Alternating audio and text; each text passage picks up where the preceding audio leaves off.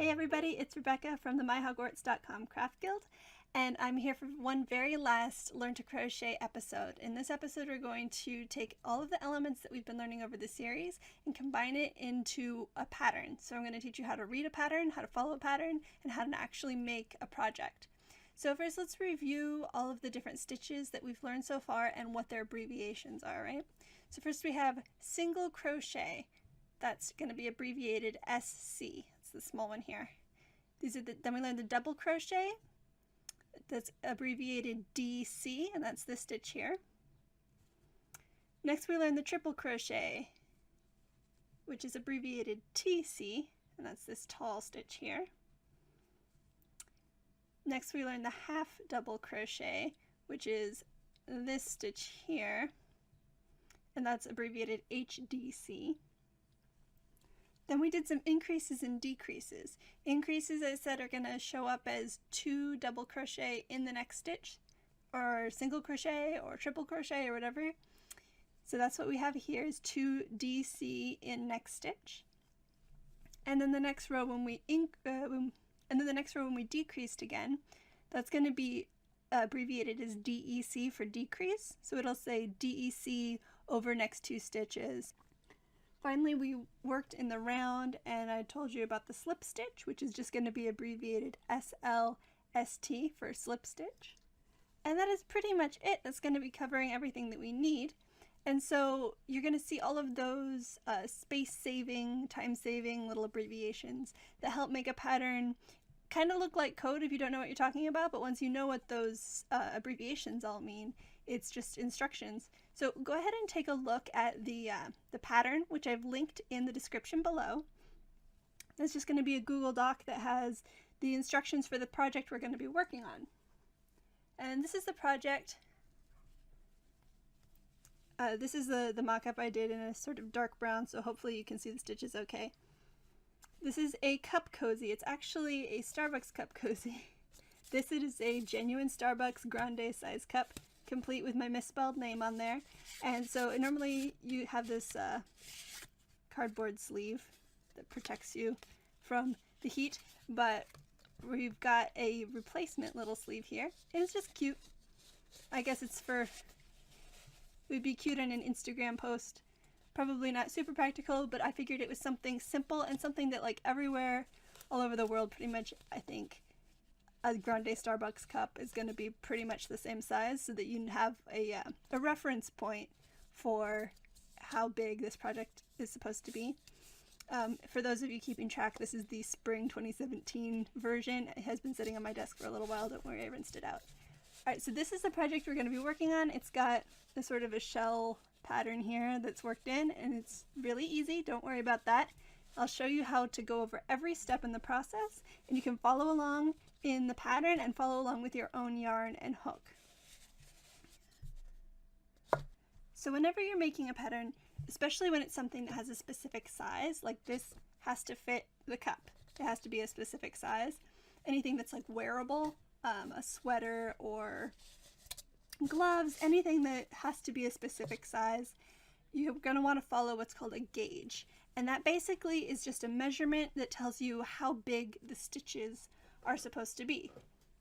So if I were to have made this same square with the same number of stitches, but with a really tiny hook and some thread instead of yarn, it would have ended up a lot smaller, right?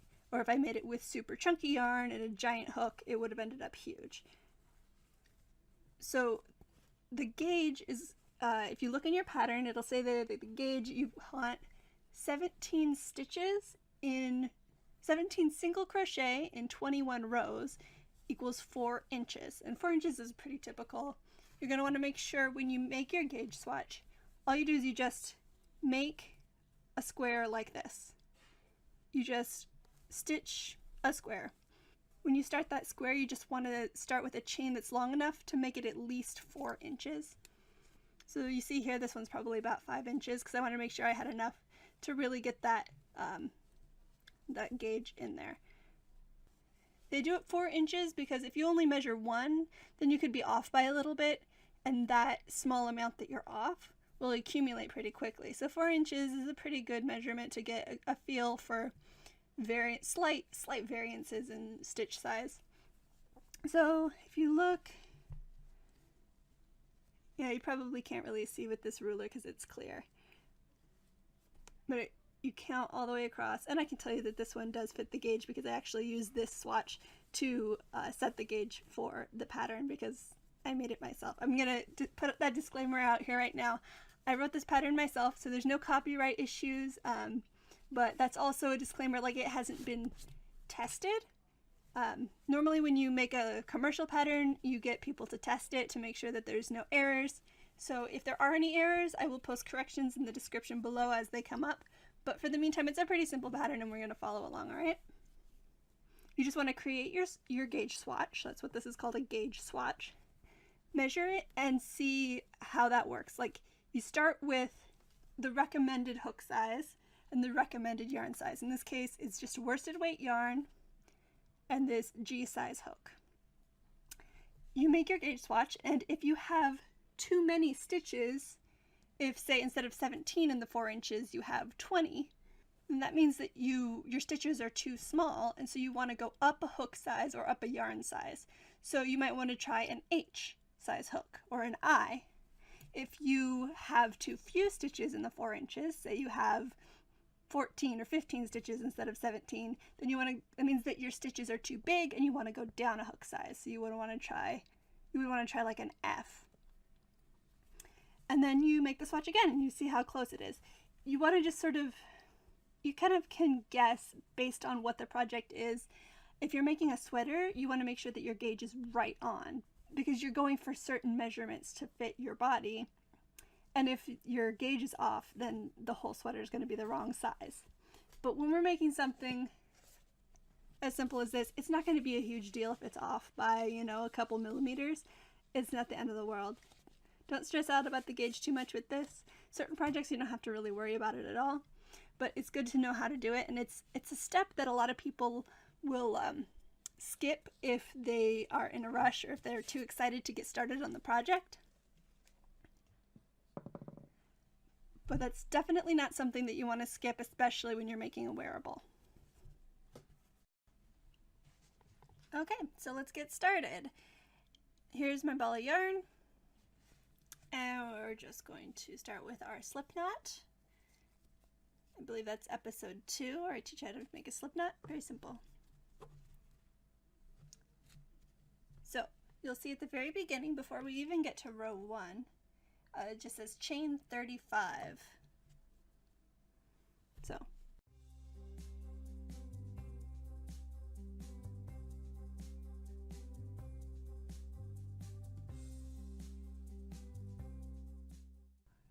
and 35. Very simple. You got that, right? And then slip stitch to form loop. All right. So you just want to make sure that you're not twisting things around. Go ahead and just insert right into that first stitch, to the first chain stitch, and then you just slip stitch. There we go, we have a ring. Now it says PM for place marker. So this is a crochet stitch marker. It's just like a big plastic safety pin. It's not pointy at all. And it just kind of latches shut right there. So it makes it really easy to just go ahead and insert into that first stitch, or the last stitch. And that just marks where the beginning of our round is, so that we know, when we reach the end. And so that's the very beginning, and we'll move on to round 1. Round 1 just says chain 1, single crochet around, slip stitch into first single crochet. So that's easy. Chain 1, single crochet around.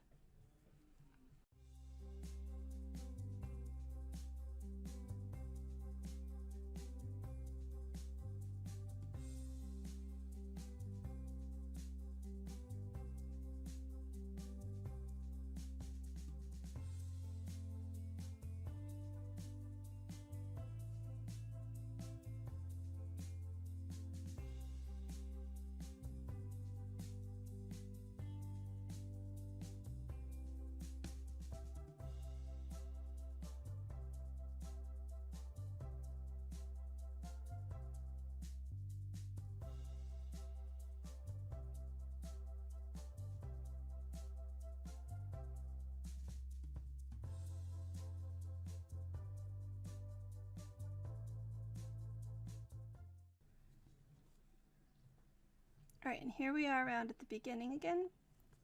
So I'm just going to remove the stitch marker, stitch in that stitch, stitchity stitchity stitch.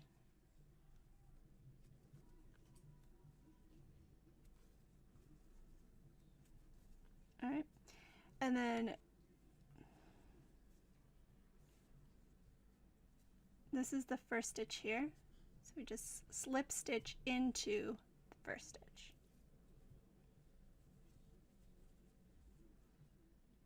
Alright, so the loop here is on top of the first stitch, so this like counts as the first stitch here. Alright, so there's your first row. So for your second round, it's chain 2, half double crochet around, and then slip stitch to first half double crochet. So same thing, just half double crochet. So start with a chain 1, 2, and then half double crochet around.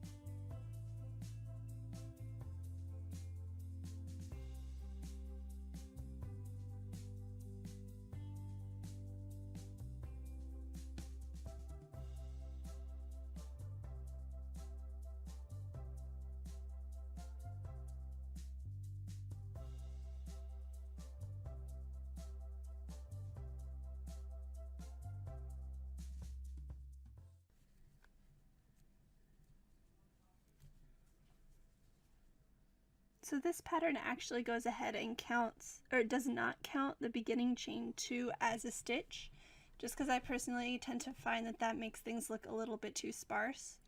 And so that's why I have you actually stitch here into the same stitch where the chain 2 was, and then just slip stitch into the actual first stitch and not into the top of the chain 2.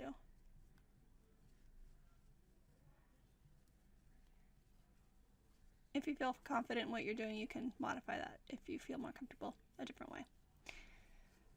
Alright, so now we begin row 3. You'll notice the very first symbol in row 3 is an asterisk. An asterisk has a very important role in crochet patterns. Basically what you do is it sort of acts like a bookmark. So if you see here in the pattern, it'll say chain 4, 5 triple crochet in same stitch, skip 3 stitch, right? It keeps going until the very end. It says repeat from asterisk around. So when you get to the bit where it says repeat, you go to the asterisk until you get, around. Or you could say repeat from asterisk so many times, 2 times, 3 times, whatever, depending on the pattern. In this case, we're just doing the same pattern all the way around. Another way to make things repeat in a pattern is the parentheses you see in this row. So it says slip stitch and next stitch twice. So instead of using another asterisk, which would make things confusing, it has parentheses that show what you're supposed to do and then how many times you do it. All right, so I'll just sort of lead you through this. It's pretty simple, right? So from the asterisk, chain 4.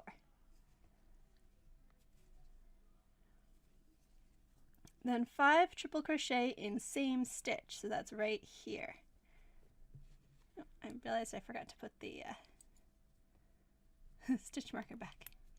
All right. 5 triple crochet in same stitch.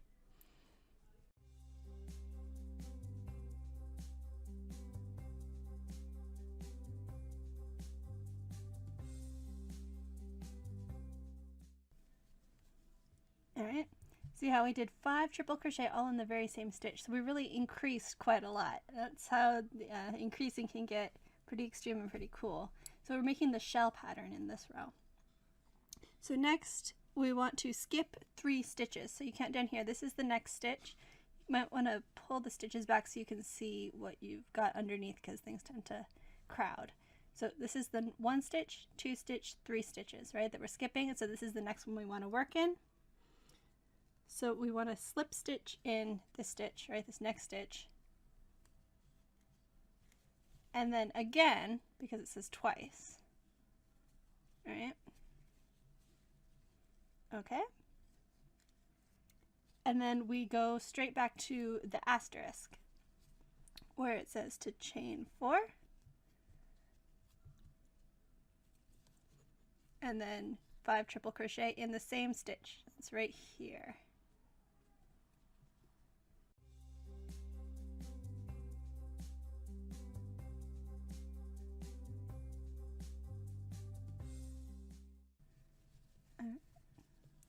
Then skip 1, 2, 3 and slip stitch in the next 2 stitches. So slip, slip. Okay. So this is the pattern that we're creating. And you'll notice it's a multiple of 35, or sorry, it's a 35 stitches around is a multiple of 5. So we have stitch 1, you do all of this in, then you skip 3, and then, so that's 2, 3, 4, and then in stitch 5 you slip stitch. Then you slip into stitch 1 of the next pattern. So we're going to do the same thing all the way around.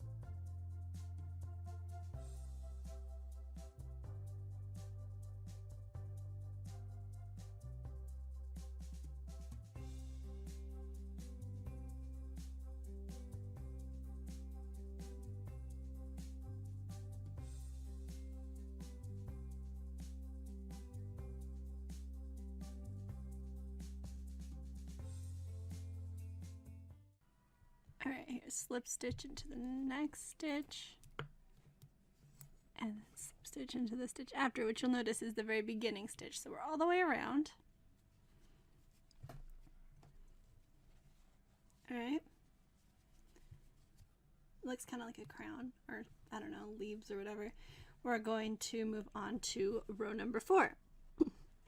So very first thing in row number 4, slip stitch in each chain of beginning chain 4 of round 3, right? So hopefully this is self-explanatory. This was round 3, and the beginning chain 4 is right here, right? So we're going to slip stitch into each of these stitches, move our way up here, all right? So the very first one is just a little bit tricky. So you'll notice it's right there. Slip. The next chain is right here.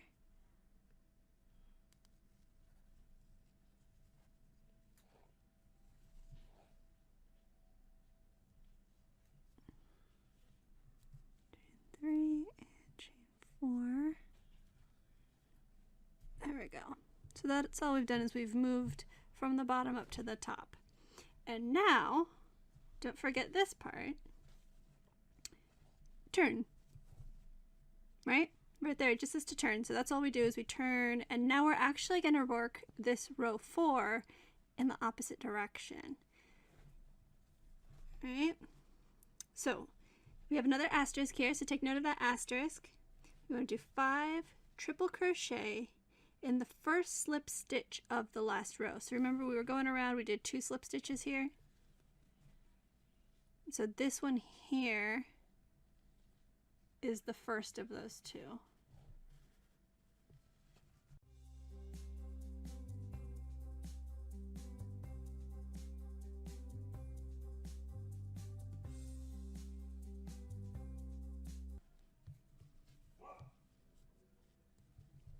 So there's the 5 triple crochet. 1, 2, 3, 4, 5. And that slip stitch down there. Right, and then you want a single crochet in the top of chain 4. So notice here you've got your chain 4, your next chain 4, if you remember from the back. 1, 2, 3, 4. So you want a single crochet right up here in that top chain.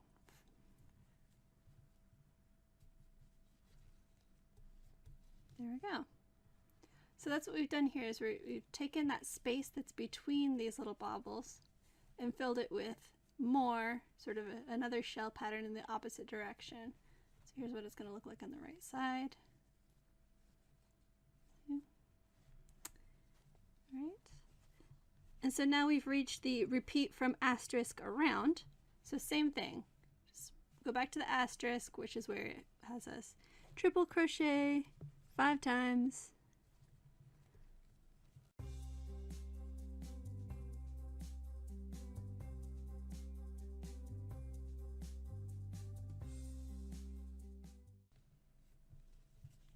All right, 5 triple crochet, and then single crochet right here in the top of the chain 4.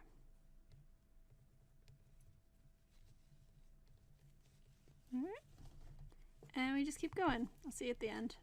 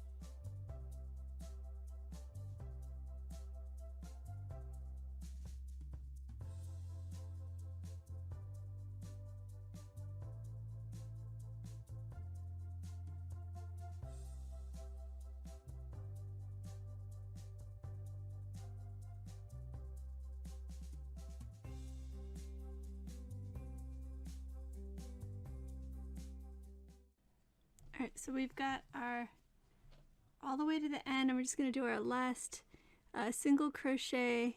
I'm just going to do it right here in the top. Because remember that the top of the chain 4 that we're going for has been slip stitched into, so it's going to be kind of extra thick. Alright, so this is what we've got. It's kind of bumpy. It's got kind of little popcorns on it, which I think is, well, that's what I was going for. Whether you think it's aesthetically pleasing or not, that is up to you. All right, so now we move on to row 5, right? Now notice we're still on the wrong side here. Like this is the outside, but we're working on the inside because we did this last row on the inside in the other direction. So you'll notice the very first thing we want to do in row 5 is chain 2 and turn. So here we are facing the right direction again. So you see the right side of the stitches here, and then these stitches here are the wrong side stitches, and these are the right side stitches, and they go together to form a pattern. So we've got the two chain stitches here, and we're just going to half double crochet around. If you are counting, you'll notice that we actually have increased, I think 7 stitches from below, and that's because the cup is not a straight cylinder. It increases as in size, in diameter as we go, and so that accommodates that. So we're just going to half double crochet around. You know how to do that, right?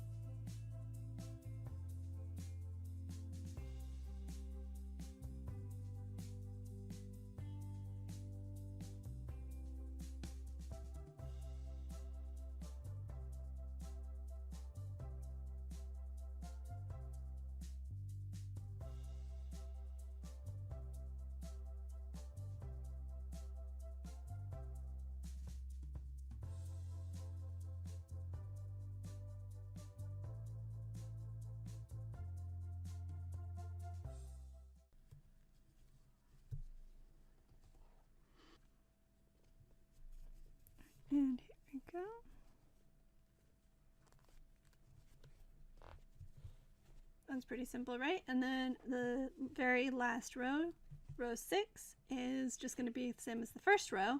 Chain 1, single crochet around. Probably the easiest part of the whole deal.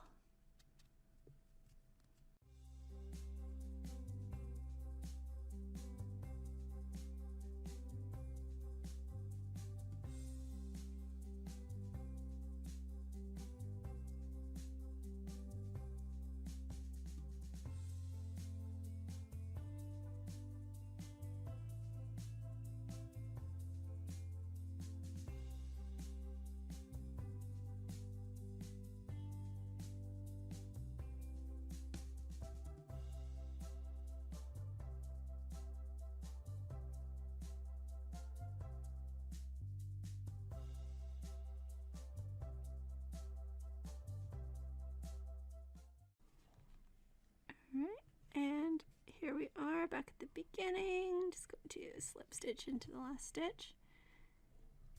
And here we go. That is it. So when we reach the very end of the pattern, the last thing we do is just clip. And then you just pull the thread, or the yarn through that last loop and pull that tight. Alright, and there we go. That's everything. Here's our cup.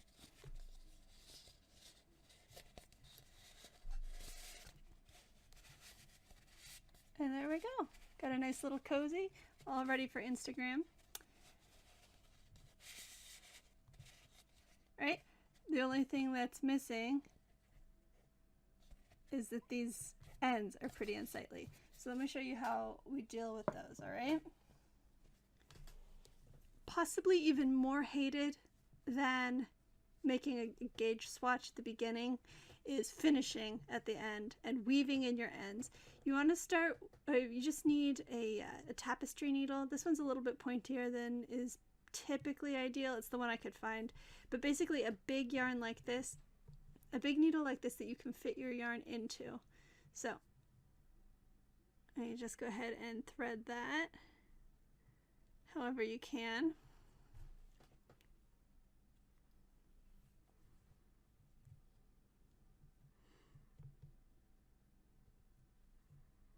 I really hate weaving in my ends. It's just such a pain. But things look so much better when they're weaved in. Alright, so we've just got our big tapestry needle here, our loose end, and our work. So you just want to sort of work along with what the stitches look like, staying mostly inside, kind of weave into the stitches.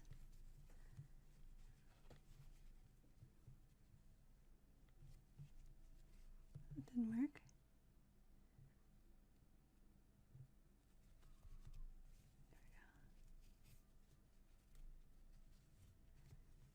See, like the yarn is going this way, so I'm gonna go along with it and then pull up through this way. You don't have to trace the whole stitch, but just kind of stay, try to blend in as much as possible, and you only have to weave in maybe an inch of yarn.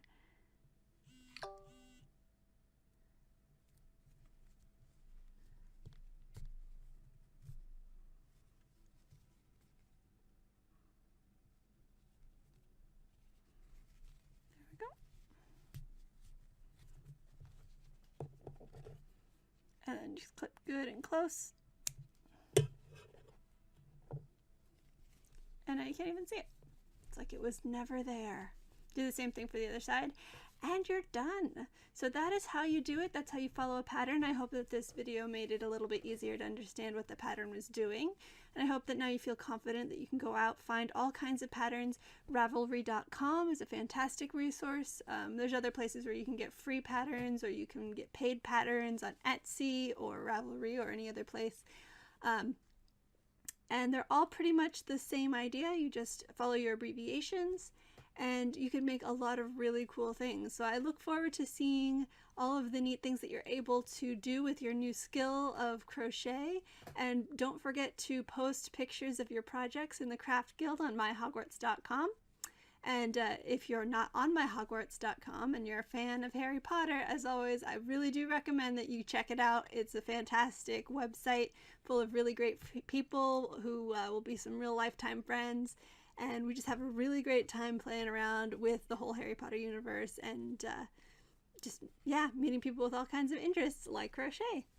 So thank you so much for joining me on this journey. I really appreciate everybody who watched any of these videos, and I hope that they were helpful to a couple of you to find the confidence to get started on learning a new craft. There's so many resources, and this is only just one of them. So good luck, and I will see you all around the site. Bye!